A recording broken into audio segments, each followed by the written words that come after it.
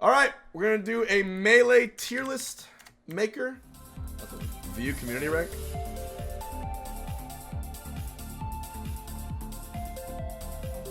Oh, interesting. There's a community rank here. It shows like every single tier list that's been submitted. So I'll probably make this into a video. Everyone say hi, YouTube. All right, guys. So if you're watching right now, everyone, all the other top players have been kind of submitting their tier lists for Melee in 2021. Me being me, I think I should probably do one too. I had a rough idea as to what I wanted. All right, so this is actually going to be ordered. Might find it ordered to the best of my ability, I think. 2021 has been an era of Melee that has been literally only online for the 2 months. In fact, Melee's been online since March. So this tier list is strictly referring to pandemic Melee. All right. So take it with a grain of salt. All right. You might have noticed a lot of top players have switched their minds around on what they currently think is the case for the tier list. A lot of players who once thought Puff was number 1 or 2 aren't really saying that anymore. I wonder why. It probably has nothing to do with my placements, I'm sure. So let's start it off. I'm actually gonna start off with bottom tier. What the fuck? What the f? What? Holy shit! Jesus Christ! Thank you so much, YouTube editors. Maybe you can leave this in. Cthulhu with 50 in the chat. Jesus Christ! Can I get a salute for Cthulhu? Oh my God! Thank you. Mathtron, interrupting the tier list. Yes, you. Watching this YouTube video. Why the puff have you not subscribed yet? It's literally free and it really helps the channel a lot. Plus you can always unsubscribe whenever you want. Mathtron doing my job for me. Put an M for Mathtron. But seriously, subscribe or I'll rip this Puff plushie in half. I'm gonna rip it in half and burn it. Oh, all right. So, 2021 has been an era defined by the pandemic and such. A lot of players, 2 big things have changed. First of all, there's occasional lag and sometimes small delay on matches, which makes a big impact when you're playing against characters like Falco. But second of all, people have now been able to grind every matchup basically as much as they want. So let's start with bottom tier. Actually, I'm starting with bottom tier because everyone shows the top tier and bottom tier is kind of a shit show. But I think I have a pretty good. I think you have a pretty good agreement on bottom tier for me at least. The best character in bottom tier. Best character in bottom tier is Pichu. Pichu's Nair alone is better than the other 2 characters on this tier. And I made a lot of tiers, alright? I'm not going to say there's a ton of separation between tiers. There's slight separation, alright? I just added more tiers. I don't know. Pichu is the best of the lowest tier. Has Nair and an okay up smash kind of that kills. Okay arrows. Bowser is next. Basically a walking giant tank target. But by not giving Bowser any armor in Melee, he's just a punching bag. He's just a punching bag. But Bowser at least has a little bit of strength. He has also the best let's get up in the game. He has up B at a shield, which is a good option. Sometimes when you're careful enough and you're not getting comboed, you can do some stuff. But other than that, a trash character. The only character more trash than him is Kirby. I don't even know what the devs were doing when they put Kirby in this game the way they did.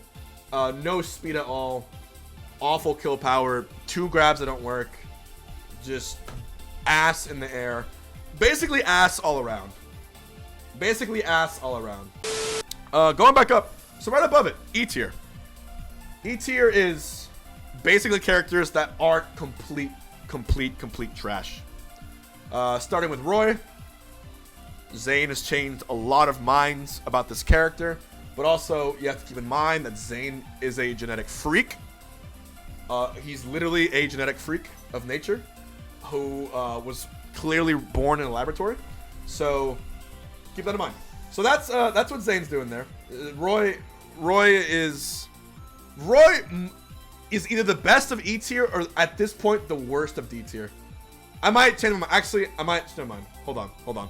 I might change my mind about this. Yeah. You know, actually, I might change my mind. C-Murph, thank you for the save. Anyways, if I keep it as is, next best character in this tier would be Mewtwo. Mewtwo. If you want to see what Mewtwo's capable of, just watch Leffen play him. Really interesting movement options. He's very slippery. His tail is the worst like hurt box in the game, I feel. He's so light. He dies so easily. He can be taken advantage of. It's just so hard for him. Try playing Mewtwo versus Falco. Try playing Mewtwo versus Sheik. Try playing Mewtwo versus Puff. It's just a disaster. It just seems so undoable. And then the other two here, I'll put Zelda. I put Zelda because she has a really scary fair and back air. Zelda basically has a pretty good forward air and back air that can you know, kill some light characters pretty early if you're not careful. Neutral B is interesting. Down smash is pretty quick. You can the up B leaves you kind of stranded. Zelda in most cases is quite simply just a recovery tool for Sheik. And also sometimes a kill tool, but by herself, really lacking in a lot of things, but still way better than Pichu, Bowser, and Kirby, I think. And then finally, to round out E tier, I'm going to have Ness. A lot of players actually have Ness down here in F tier, but I'm a Ness, like, tertiary. Like, Ness is legitimately, like, one of my best characters. I think Ness is actually a bit underrated. If you play him really smart and you know how to use good double jump cancels, you can actually add a lot of pressure. You can kind of intercept recoveries with his thunder. Luna SK, thank you. So that's what I would say right now, from what I understand. So I originally had Roy in the top of E tier, but thinking about it more, he might be in the bottom of D tier. It's very close. I might do an X tier, but I think bottom of D tier. I think Zane has shown clearly this character can do a lot of stuff. Like, clearly. You just need to be cracked. And a tier list is supposed to show the potential of the character. Like, it's one thing to be able to, like, have a fun exhibition, but Zane is literally taking brackets with this character, which at that point cannot be ignored. So Roy actually the bottom of D tier. So let's do the D tier now. Right above Roy would be Game & Watch. I think Game & Watch, especially watching Forrest play and Curb, actually has decent results in bracket. Even though this character like wasn't programmed properly. Game & Watch, like, he's got some really strong, like a fresh fair to the face. Like, you die pretty damn early. Not early, but you get hit pretty damn hard. He can also up B magnet hands, even though his recovery is definitely trash, but if you're not sure what you're doing against him, he can catch you off guard. He's got like he's got grab to nair confirms on a lot of the casts. His down tilt, phenomenal. His grab range isn't bad. His grab range is bad, but his wave dash is really good. His downer is not bad. He can edge cancel stuff. I actually think he's pretty underrated. I think if Nintendo worked on him a little more, would be disgusting actually in this game. And PM Game & Watch showed that. In the online era, I played against Forrest, and he took a game off me with Game & Watch. So yeah, I don't know. Character is kind of slept on, but he definitely has lacking tools. Right above Game & Watch is gonna be the Lynx. Big Link followed by Young Link. Big Link in the online era, I would say watch Aklo. Aklo's results and Aklo's ability to actually play against floaties and wall out characters with Link is actually really impressive. Link, and I think in the online era, just people have played a lot more as Link. I'm actually tempted to put Link above Young Link, but the only reason I don't is because Young Link has his speed. But I think actually in the online era,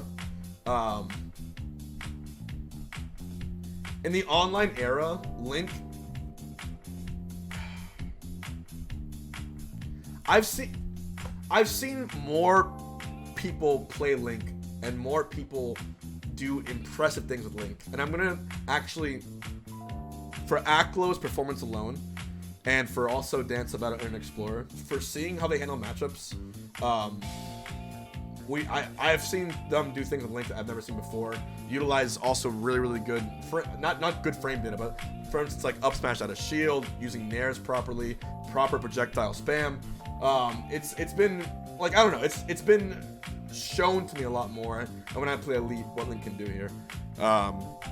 So I think I would put Link and Young Link there, and I actually would put Mario.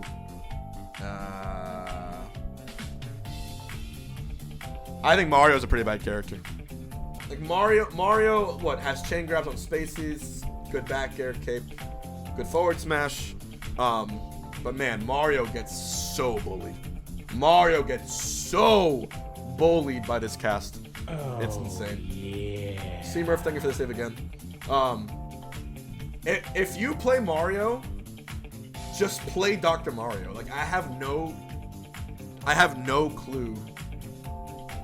Just play Doc. It's like waking up and seeing Nintendo buffed your character in almost every way possible. It's just play Doc. It takes like what, 1 hour to pick up the differences? Half an hour if you're a Mario man. Okay. Continuing this tier, Ganondorf, right here. Ganondorf, to me, you know, the fringe line. D tier is a fringe line of characters that I think will never win a national. SSBM Wallers, very strong. However, on Yoshi's story, Ganon is here. I will say that. But not every stage Yoshi's story. If it was Yoshi's story only, Gandorf could actually win a match, I think. Like, believe it or not. Or at least get top 8. But Ganon has to squeeze you in. If you have space, it's really hard for him to deal with a lot of matchups. And finally, rounding out D tier will be DK. Again, DK, big target, a lot of strength, really good back air, really good up B. In the era of online, I've seen some pretty good DK players do some work. I think that but I think the problem with DK is, like, because there's a lot more online, people are actually over. Yeah, I put DK over Ganon. DK is better than all his characters. Yeah, I think so. Watching Rishi play DK as well. I think the potential and proper usage of charging up the Donkey Punch and using that as your meta and playing defensively with DK, I actually think he's underrated. Again, not a tier above him. I would say these characters are very close together, almost interchangeable, almost. Ringler too. Just next time, watch some of the more recent DK footage. It's really good. If there was more Link representation, it might change. Right now, Aklo being the only one would be good. In the future, I could actually see Link being the top of D tier. But I think safely right now, that's what I think. Alright. Moving on up, C tier. I actually only have 2 characters in C tier, and you probably know what they are. The other plumbers. Luigi and Dr. Mario. Luigi I put above Doc because his movement options, even though, first of all, Doc's recovery is pretty bad. Doc has pills. Like I said, Doc is Mario, but better in every single way. Doc is not a plumber. Yeah. And Luigi, you got, some of you guys think Doc is over Luigi. The thing is,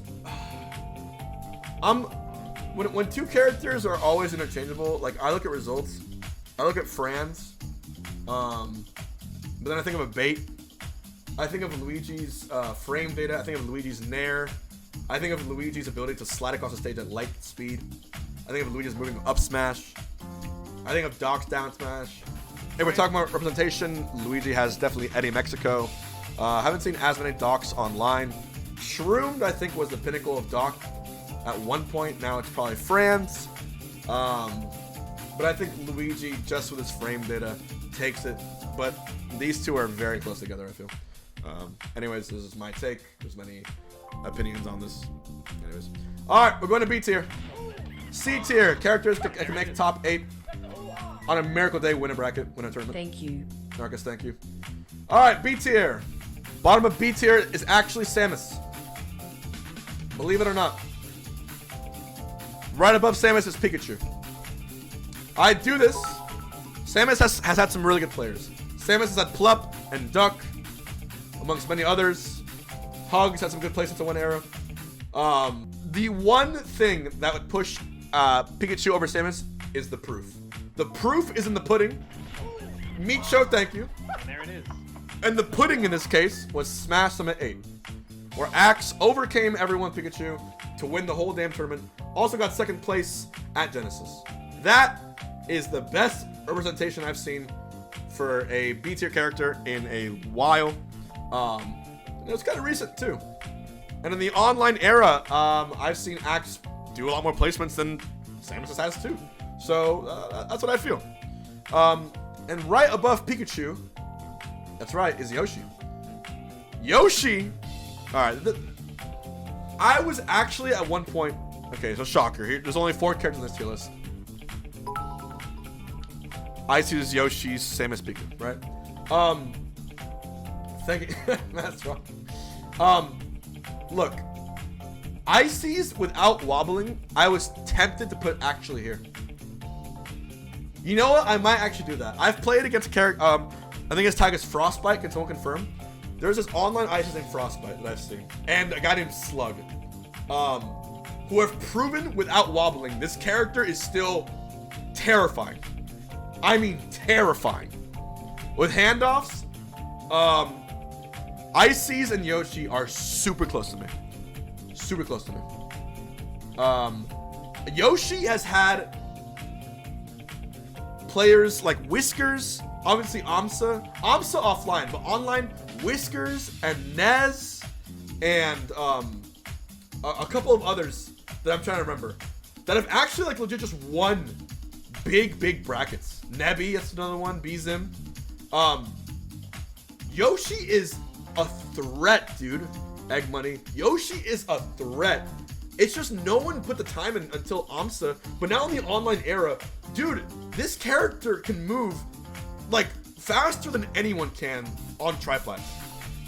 Like on triplats with the double jump cancels, it looks like you're playing against a task. And online, it's that much harder. A guy named Whiskers took a set off me online. He was the only Yoshi to beat me, but I also played against Ness at Smash Summit 9 a year ago to warm up for Amsa. I ended up throwing Amsa because Ness kicked my ass downstairs until I beat him. Yoshi with parries, I'm telling you, this character is still unexplored. And for the players who are, I mean, like really cracked, I really do think Yoshi has insane potential. I think Yoshi's been untapped. I think Yoshi's untapped. But as of right now, this tier list is really close. I still think because of handoffs, I would put Icy's slight above. With wobbling, Icy's A tier. With handoffs, Icy's B tier. But that's my take right now. That's what I'm thinking for B tier. Okay, guys, let's get to A tier. This is the part where a lot of you are probably curious as to why I ordered it this way. And online. Okay. At the bottom of A tier, I have Peach, which is similar to where I had her offline too. This is ordered for the best of my ability. I have Peach at the bottom of A tier. I have actually struggled so much versus Peach in the online era, and I don't know if that's me just being rusty, or if all the Peaches have gotten so much better at the Puff matchup. But I saw Michael 3-0 Lod, so I'm starting to think it's the latter, or the former rather. It's just gotten way harder. It might be both too. The character feels a lot more tanky. It feels like they make way less mistakes. They give you way less openings. But still a really good character. I'd put her in A tier. Salute our 126-man sub trade, thank you. Right above Peach. So Peach can win a tournament, but has some tricky matchups. Obviously Spaceys and the Peach Slayer. Like if you look at Leffen's Fox versus Peach, it really just show you like what Fox can do versus Peach. But if you look at Laud versus a lot of people and Triff against many other matchups, especially online, I've seen Triff get a ton of JV5s. I've seen Laud win giant tournaments. And now with the box too, the box controller, the double jump cancel, frame perfect inputs, there's just a lot more untapped and unexplored stuff that's happening. Which is cool to see, because since Armada retired, it was hard to imagine Peaches would really step up to the plate. But it was the online era and ultimately Laud that ended my Peach win streak.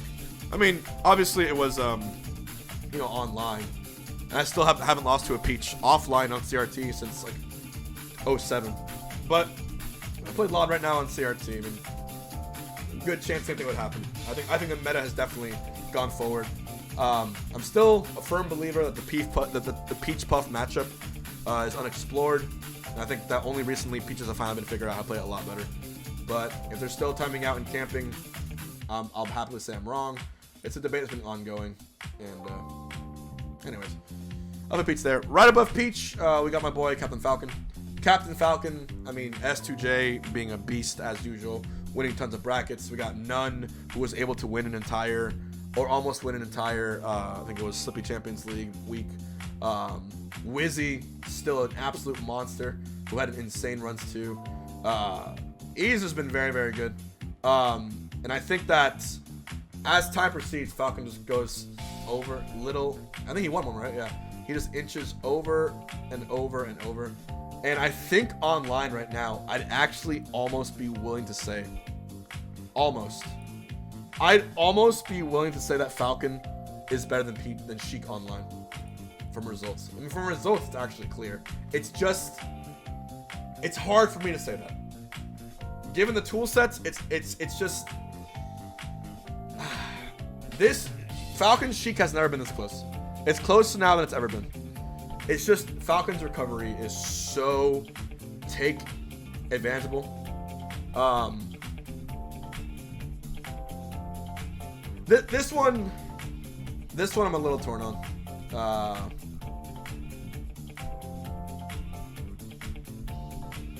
Exploitable, take advantageable. I'll say that.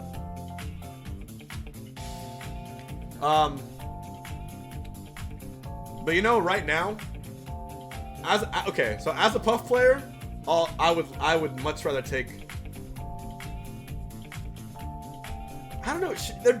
They both can be scary. A good Sheik is actually pretty intimidating for Puff. Like Puff slightly beats Sheik, but I think Puff Falcon is even, for instance, and I always will think, ever since Wizzy showed he can do. But Sheik has. It's really close. I'm a little torn on this one. It's just hard for me to justify. I think Sheik is actually a better character. It's just in the online era, the best Sheik players haven't stepped it up the ways they could. Like, we forget Plup doesn't play on online tournaments almost ever. You know? Mewtwo King doesn't.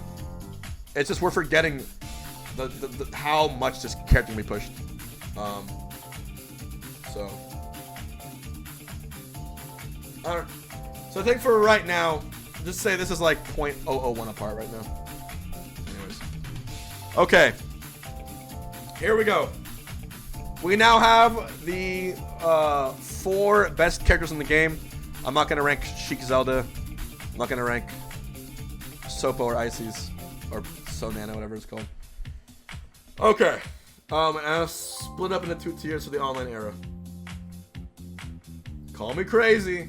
Here we go. Here's where everyone gets yelled at.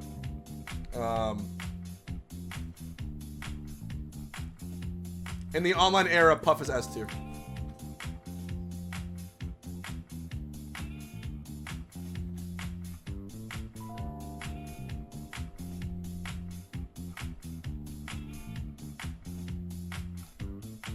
I'm gonna say this.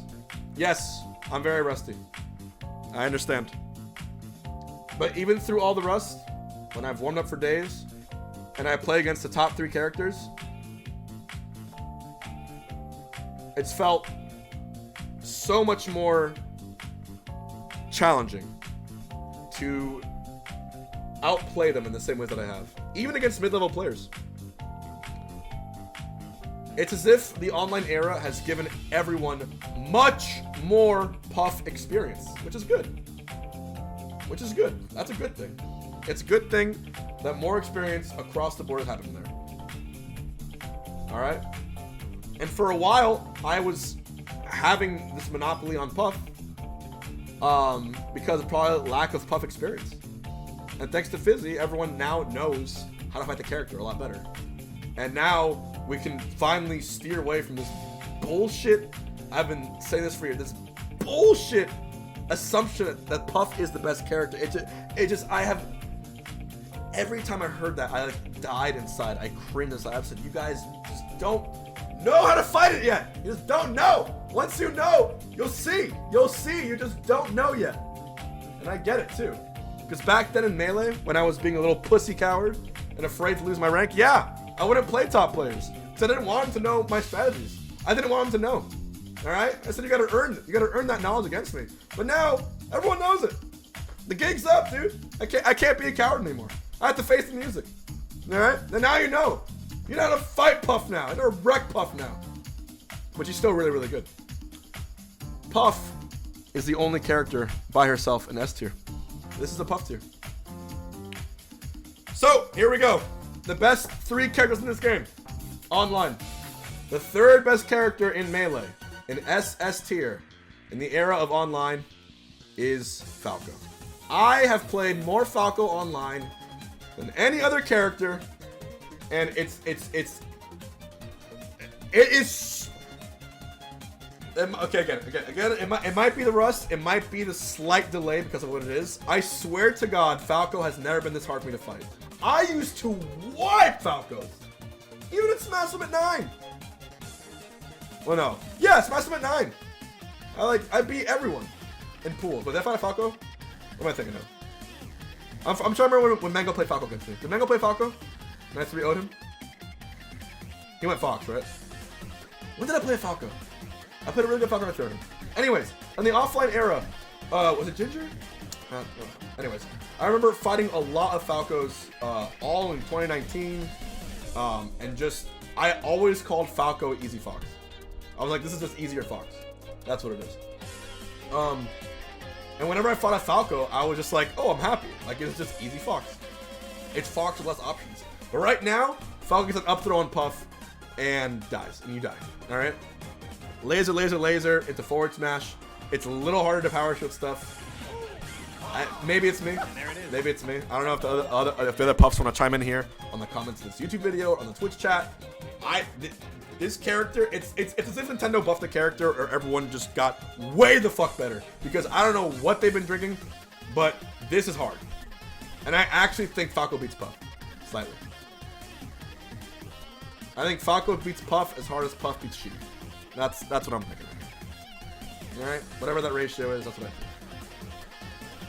I might just said that before too. Slightly.